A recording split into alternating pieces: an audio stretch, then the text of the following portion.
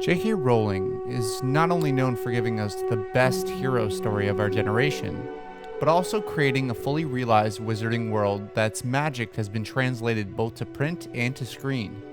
When J.K. first sat down to write the story about the boy who lived, she was burdened with coming up with all these names and places that sounded familiar enough, but felt like they were from a different world we'd never seen before.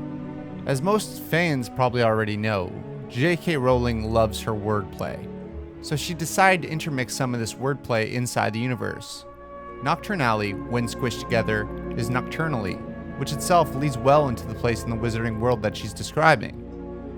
The Mirror of Irised is desire spelled backwards, again alluding to the natural properties of the mirror, or even 12 Grimold Place, which is essentially a grim old place.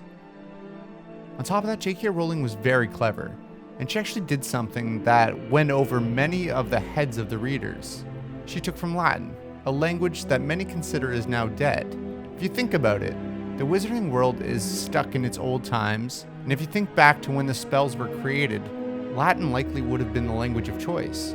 So when spells like Cursio, when translated in Latin, means torture, make complete sense. Or spells like Expecto Patronum, which means I expect a guardian. Or even Imperio, which means roughly power to rule. When you derive them from their Latin meaning, they all make sense clearly. J.K. Rowling used Latin many times in the series just like this. You can clearly see how much time she took crafting her universe and reason. Even when it came to naming the characters in the story, she used similar techniques. Lupin, like I've stated before, means wolf-like, or Dumbledore means bumblebee, because J.K. always saw Dumbledore humming to himself down the hallways of Hogwarts.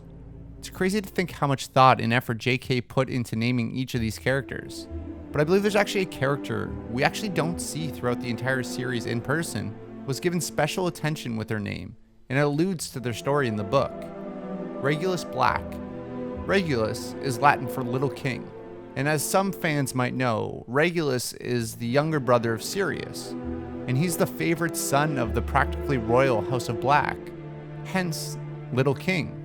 However, the associations for the name don't stop there. The star, also called Regulus, is the brightest star in a constellation of Leo the Lion. Metaphorically speaking, it's the heart of the lion. This foreshadows Regulus' story, his ultimate act of courage in going after the Horcrux, and betraying his original way to follow a more Gryffindor approach, and following the steps of his older brother. Let me know in the comments below if I missed any weird names or fun facts in the Harry Potter universe that J.K. Rowling came up with.